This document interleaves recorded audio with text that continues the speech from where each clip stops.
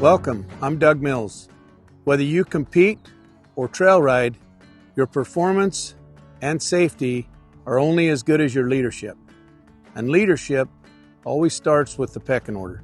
In this video, we take 22 horses and apply the Training Through Trust method to make them safer, softer, and easier to handle. You'll watch me establish leadership with the entire herd first, because without leadership, every command becomes a fight. For God is not the author of confusion, but of peace. We bring the most difficult horses to catch into a small pen and refine control. We teach them to stand still to be caught through clear communication. Catching is the first issue you'll have with tough horses, and this process solves that. From there, I coach my students on the 7 steps of communication to create soft and safe, willing horses. With the more challenging horses, we go even deeper, addressing the fight and flight directly, teaching them to stand, soften, and ground tie with clarity while under pressure. Whether that pressure comes from the performance pen or the real world, these are the foundational lessons that transform both horse and rider.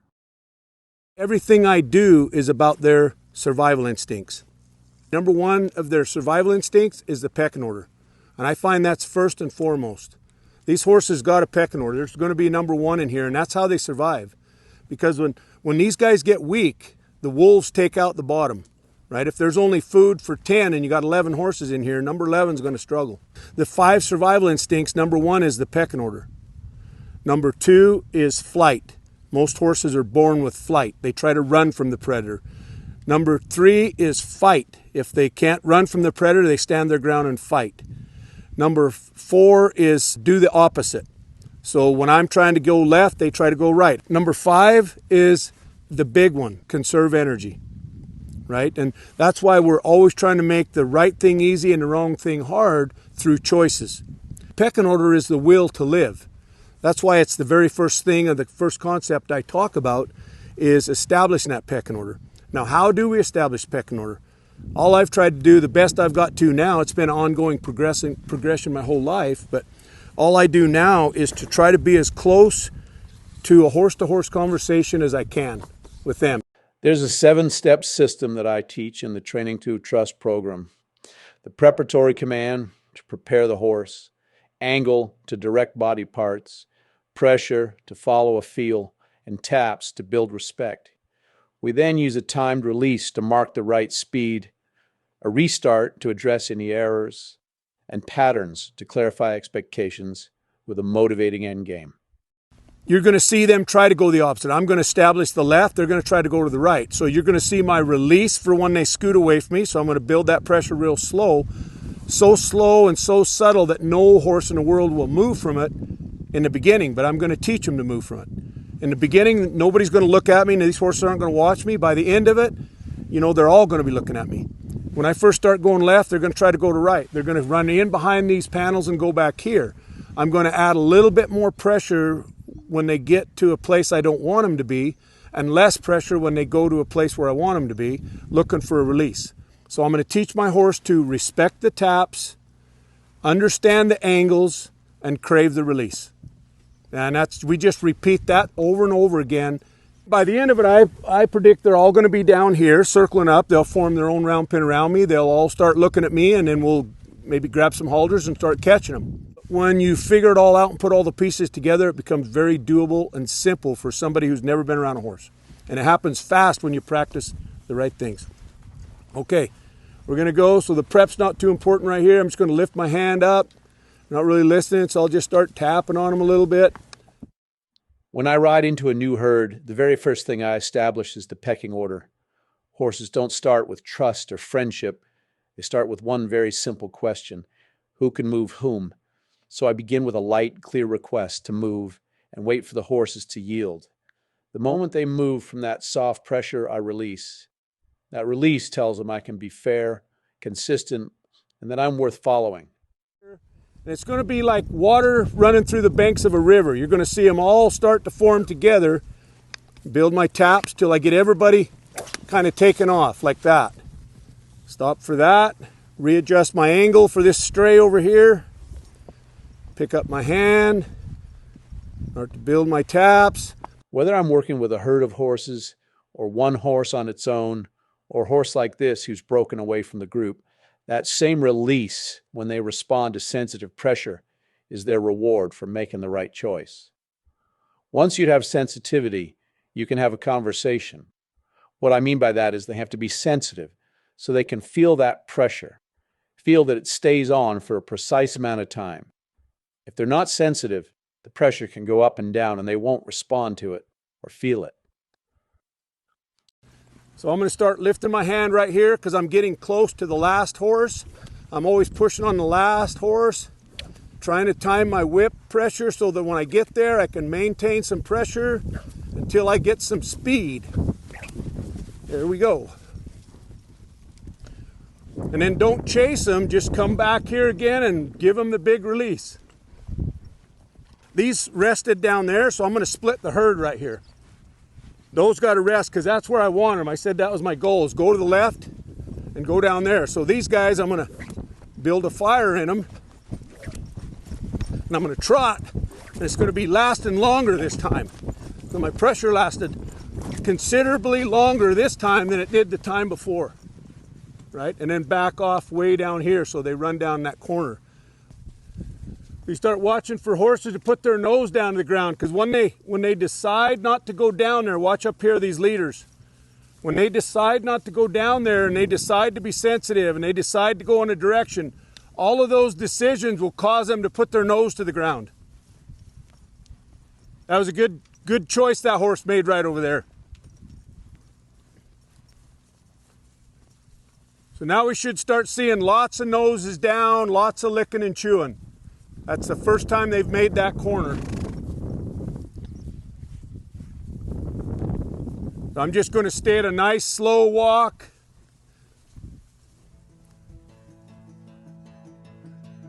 At one point, 2 of the horses broke away from the herd and came to the middle. We gave them an opportunity to stop and get caught as our student was standing nearby with a halter. But if they don't allow us to catch him, we just let him go and keep working. Let's see how these 2 come out. Let's catch her now.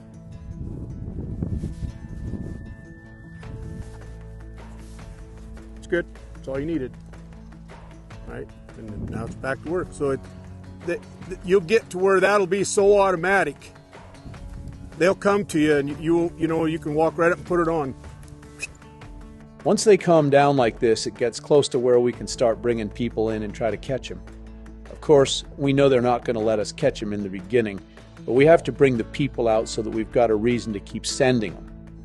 They've honored the first thing I've asked them to do, and that's go in a left-hand circle and stay in the far end of the pen. I could see that from their heads all dropping. Now I like to show them the reason we're going to continue to push them is because they won't let the handlers catch them.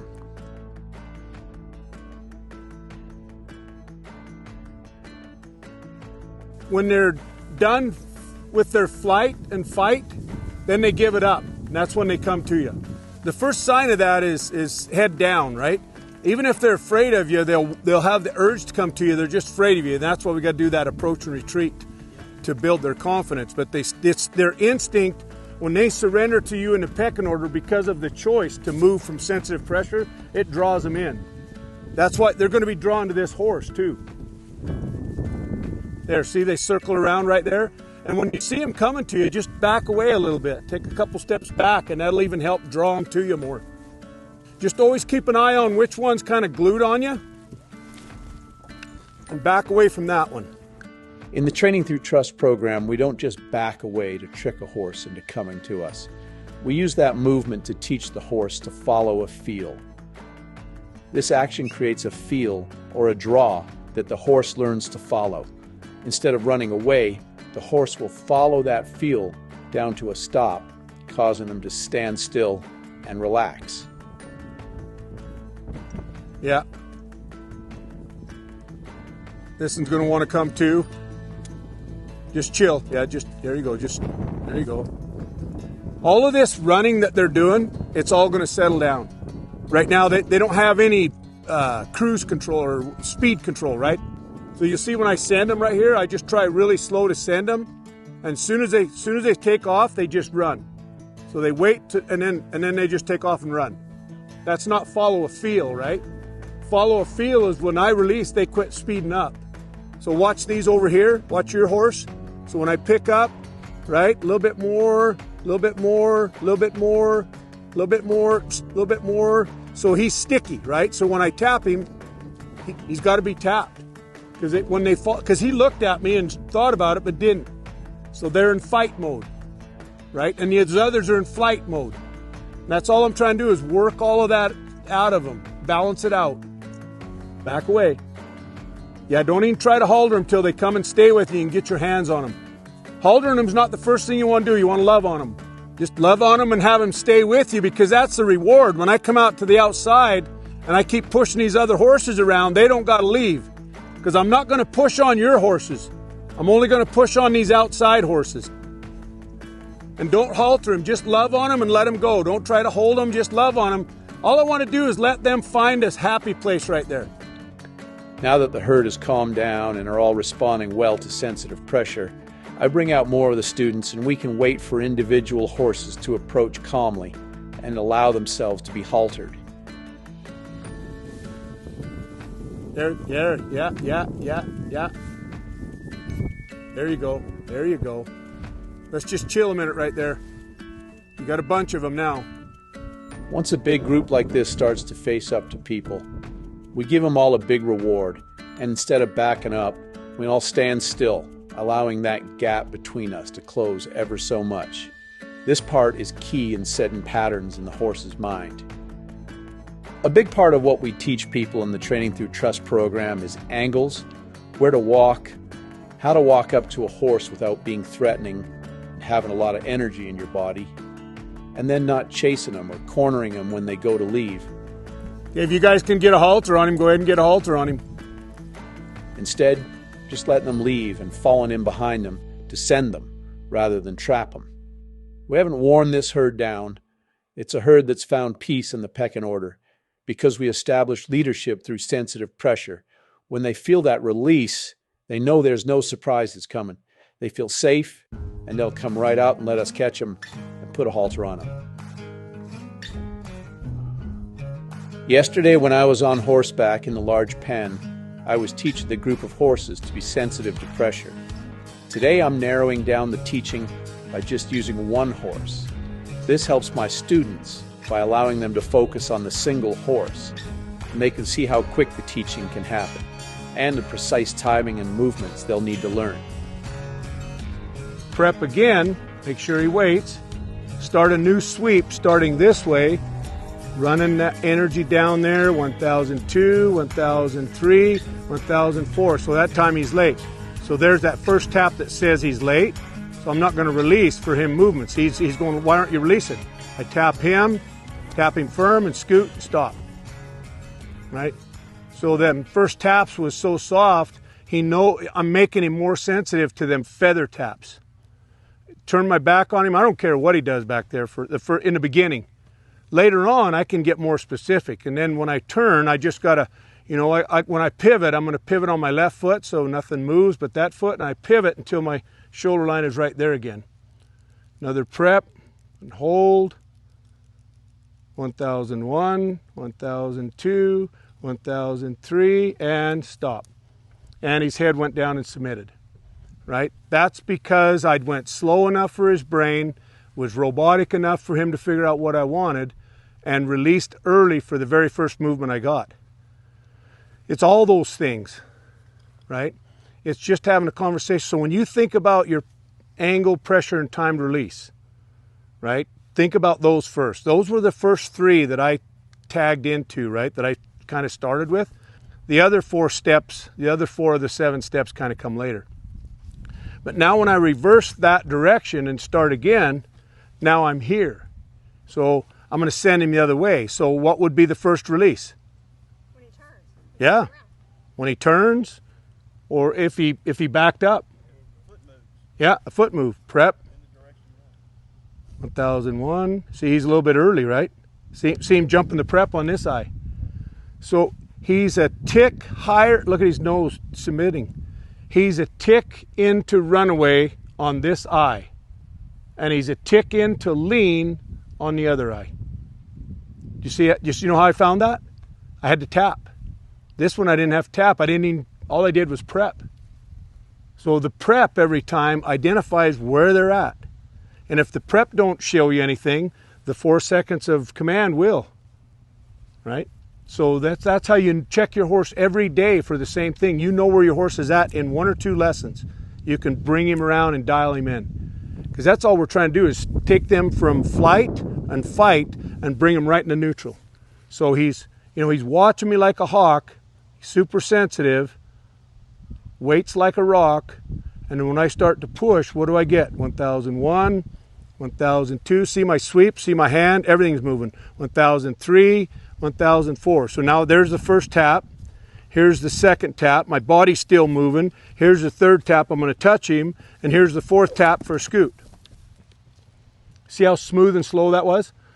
I did not make him at all because my pressure stayed so subtle. And the taps came on hard, but I didn't lunge at him to tap him, right?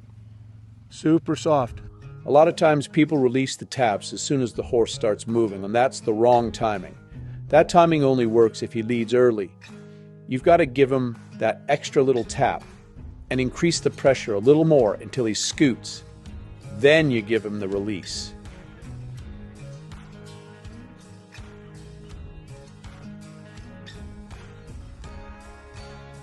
Hand is moving, body's moving, 1002, and stop. Head went down, took a baby step, turned my back, and he's done. So that's what we do in round pin. We haven't even done that with these guys in here, but you can see how dialed he is from everything we've been doing out there. He's been reading the play and it's because of angle, pressure, and time release. That's pecking order. That's the short send. When I say short send, that means any lesson, it's the beginning of any lesson needs to be a short send. And elaborate on that a little bit. That means that I'm going to move him off the 8 I want, the direction I want for the body part I want. It's all going to be dictated by an angle. I'm going to hold on to that command until he scoots, right? Enough times, each time bigger, but as many times as it takes for him to respond before contact or right at contact. If I'm on a bridle rein, move off the hand, or if it's a contact command, because some commands are no contact, pushing on air like this one, and a bridle rein or a leg is contact, right? So what I do is use contact as my time point. So if I pull on a bridle rein, I got enough slack in my bridle rein that I am, I give him the prep, but there's lots of slack. And when I start picking up on the angle, 1002, 1003, 1004, tap. Right when I make contact, I tap. And then I hold on to that while I'm building my taps till he scoots, release for the scoot. If it's a shoulder, if it's a backup, if it's whatever it is. It's the same theory as what I just did. Exact same lesson. And then I repeat it until prep. He might dance around a little bit. I'll see if I can just wait him out and have him stop dancing. And turn on the prep again. And I start again, 1001, 1002. If he takes me to 4, I tap him again. This time I hold on while I build him a tap, and he might hurry up a little bit, but I build a tap till he gives me a bigger scoot. Release for the thought of a bigger scoot, right? Instantly. Let the bugs settle, let the dust settle, the bugs clear, the hamster wheel stop, whatever you want to use. You got to let him calm down. That's that timing thing working on their brain. Another prep. Pick up the rein, 1001, 1002, he moves, 1 step, done, change reins. So it's just 1, 2, 3, change, 1, 2, 3, change. So step 1, step 2, go on. Now what I'm doing here is I'm going to go the other direction and I'm going to work on beam only up into a trot. I'm going to start pushing, 1001, 1002, 1003, and then back off because he started, but keep pushing again, and then back off because he's turning, push again, keep moving, keep the angle up at his eye, release for that turn. See, he thought he was going to scoot because he was late, so I didn't have to because he was moving early, so I just stayed and had a conversation. Don't be a bully and think you got to tap him every time he's at a 4, right? So now, again, what I'm on is to move from a walk to a trot with only using my beam, no hand. Prep. start my hand, 1001, 1002, drop my hand and take my beam out here and walk on. Because I released my hand, now it's only beam is keeping him, right? The beam is the only thing keeping him moving. My beam is way out here, I'm just sauntering along, right? Now when I get down here, I'm gonna tense in, over here, I'm gonna wait for a minute. Then I'm gonna intensify right here. I'm gonna start taking my beam up there. 1001, 1002, 1003. Oh, he took it, so I'm back out. He's gonna put his head down.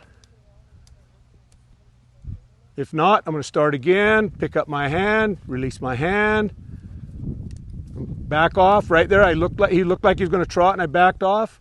I'm gonna go into a trot again, tighten my core, speed my steps up a little bit and take it around in a circle towards him. He takes off into a trot. I back off and stop. You see, because he followed me up and followed me down. Right? So now I can go boom, head down, because I just taught him something, right? So now I don't always have to send him. I can say, boy, that was a good boy. That was a good boy. Now I got you, you son of a gun. Right? And he's really feely. That's the cool thing. They usually don't get this feely until you do it in the round pin. But he understands those taps. Prep. Start real slow. 1001, 1002, 1003. See, he's found that 4-second time frame, right? Good boy. And then I really back off and walk out here. He's chewing. Tighten my core. 1001. Oh, he was right with me. Holy smokers. Now he's running away a little bit, so I'm just got to go with him. Catch him. And then I'm going to try to slow him down over here. Slow down. No, stay. I didn't ask for the turn. Didn't ask for the turn. Get back out there. He run off, so I'm going to catch up to him. Use my hand a little bit. No. Just lift my hand to go. Hold my hand to his eye to stop him from coming in. And slow down a little bit.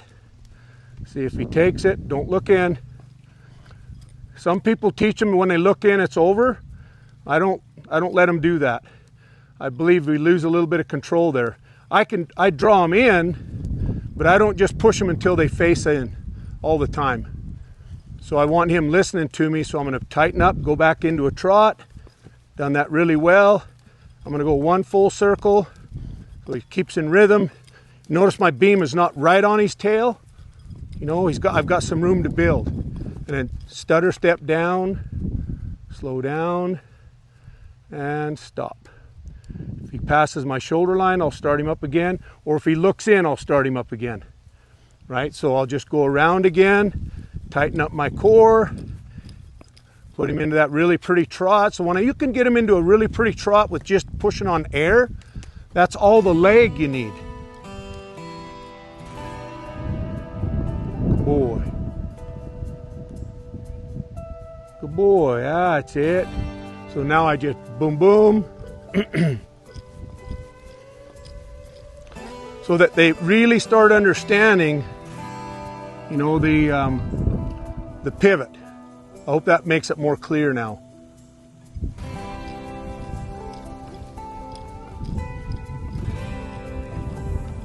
Because if I just pivot to here, he's thinking he's going to send me. But when I go like this, you don't know that's approach. That's approach. He can run at me and I'm never going to send him. Ooh.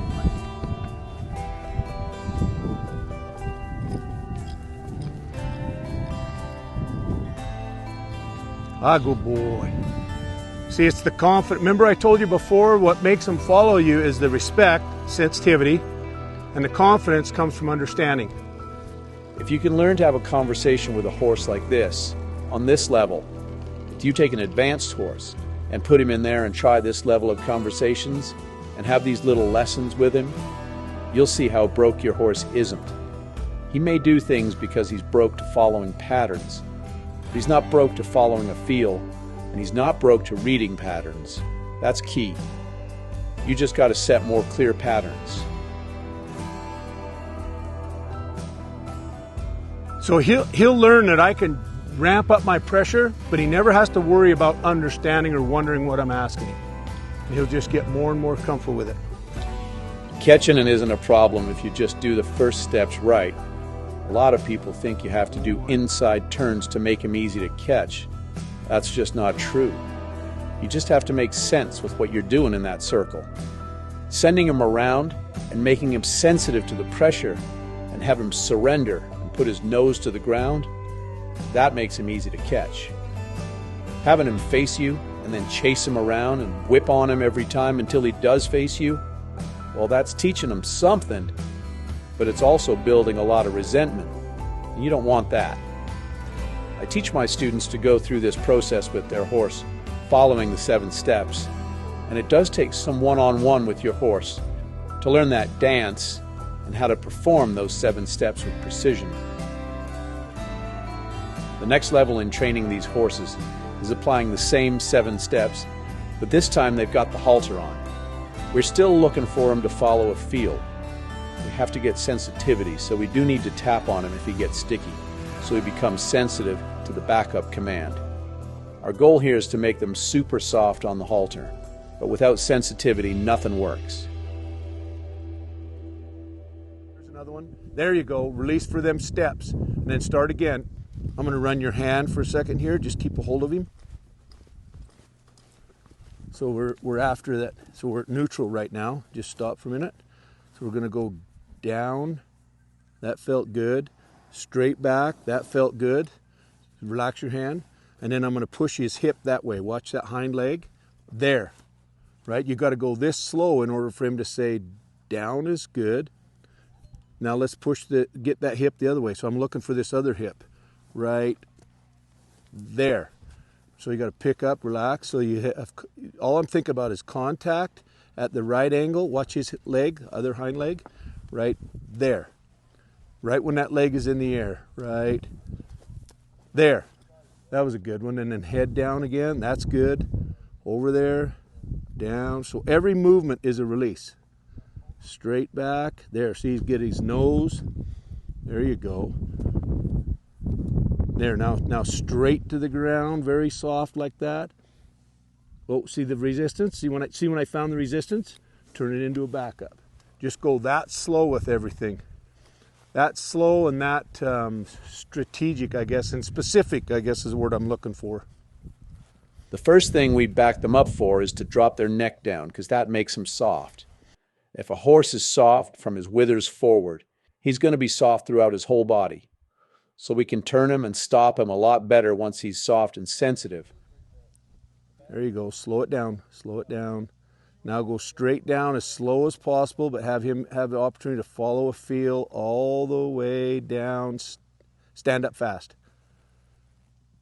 Hold for 4. Yeah, there's a chew. Turn and walk away. That's the melt right there. That's walk away fast.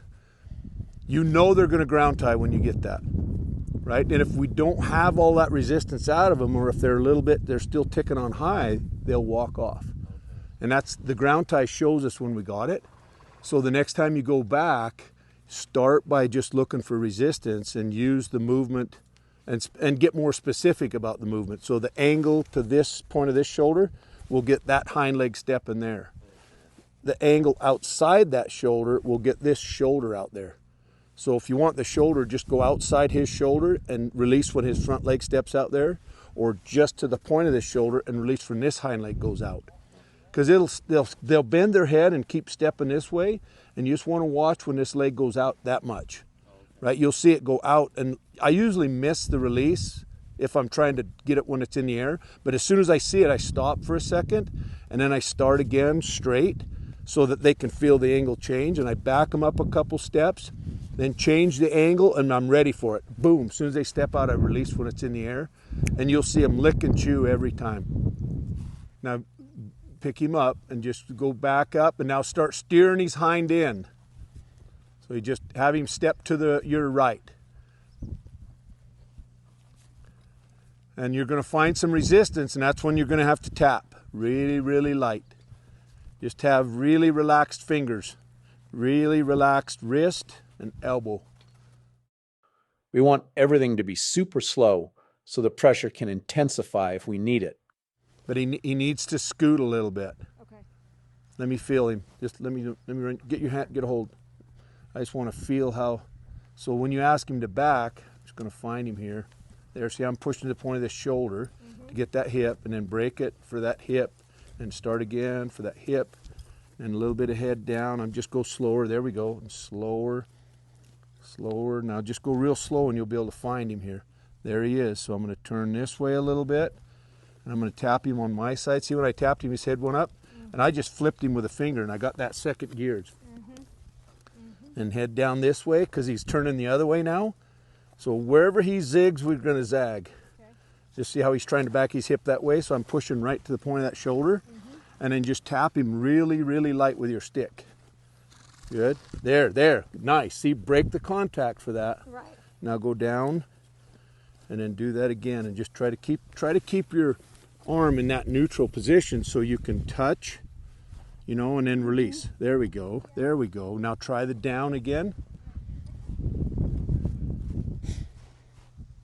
Stand up. He's chewing. Walk away fast. Good job. Good one. See what I mean?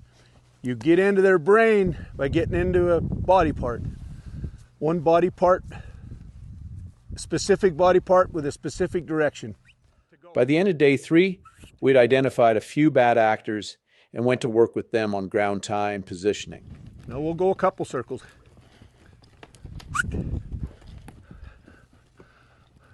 And I'm going to peel him off about right, too early.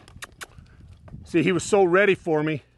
I'm using liberty to control their direction and find independent spots in this pen for them all to stop and stand still. You're better than that. Come on. It ain't over yet. No. He's turned the wrong way. He's turning around, but I'm going to go by him right away. So that's what he looked for, right? He's watching me, and I just told him, no, right at the right time.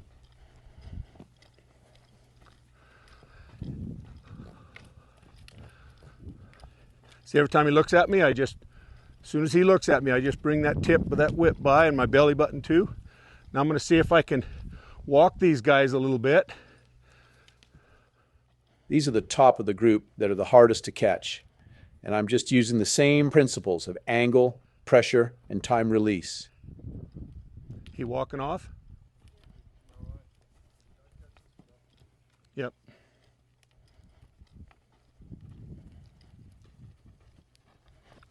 So here I put the black and white horse, the painted horse, back where he needs to be, and go back to the other horse. I can turn up the pressure on the paint because we already had a conversation about where he needed to be.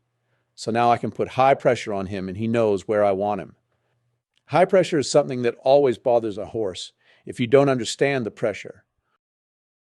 Once the horse understands, you can put high, fast pressure and it doesn't bother him. I always want to make sure that if I'm going to use high, fast pressure, that it's effective. And it was there. He moved back and understood how to stay there. Nope. Not there. Nope. Right there. See, I put a little bit of pressure on him there, and he had to make some hard choices, and he found the answer. Now these two are having a hard time finding the answer. These last two are going to be a little tricky, it looks like. Oh, found it. Found it. Go, and go. Oh! He stepped on the rope, but then I would have let him stop right there. Didn't take it. But he walked up to join that horse, so I got to go all the way around again and see if I can get him to take that spot again. And he might join up with this other horse here. And if he does, man, I take them both. Oh, no. See, I got to get consistent with her now. That she stopped over there, I can't let her stop anywhere else.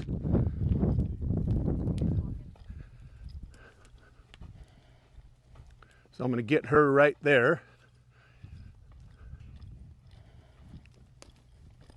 Next time you'll get it, buddy. See, that paint horse is thinking about moving, but he keeps finding that location. He just turned his face the wrong way, so I'm going to have to pick him up again. You got to get yourself in the back. So him I can stop right here, but not her. The buckskin found the answer over there. So now I can push this final horse to right there. Let her chill right there. I'd ought to go and correct that buckskin a bit because he's facing the wrong way, but I'll give him a bit of a break. Yeah, think that one over. Think that one over. This kind of work is really important in getting these horses trained out for the trail and carrying guests. Follow a feel, top of the list. So just what I was doing right there, I should be able to position these horses anywhere in the trail, turn them anywhere I want to go at any speed. You know, it starts at liberty, and then everything we're going to do on the halter just backs that up.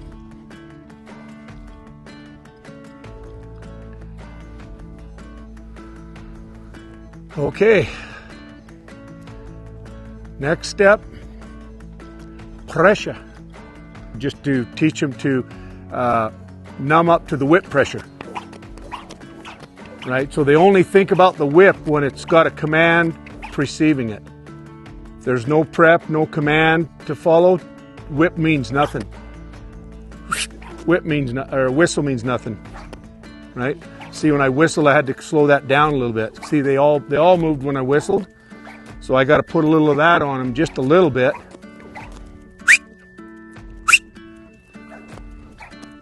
Just random pressure now, right? And then just turn and walk to them.